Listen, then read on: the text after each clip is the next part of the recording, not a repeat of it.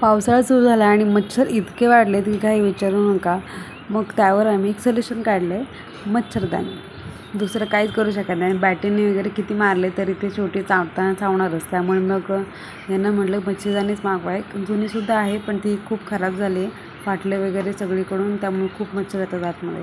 त्यामुळे त्यांना म्हटलं तर नवीनच मागवा. आणि पावसामध्ये आमच्याकडे खूपच जास्त मच्छर असतात. सो अशी मी नेट मागवलेली आहे.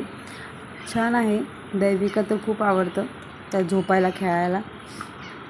आणि पण मी तुम्हाला एक सजेस्ट करेन की ही मागवण्यापेक्षा व्हाईटमध्ये मागवा. तिची म्हणजे आम्ही ह्याच्या आधी जी घेतली होती तिची जाळी खूप चांगली होती क्वालिटीची.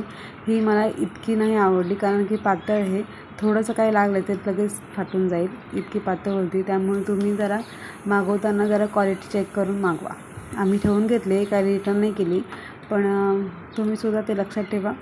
आणि दैविका किती एक्साईट झाली.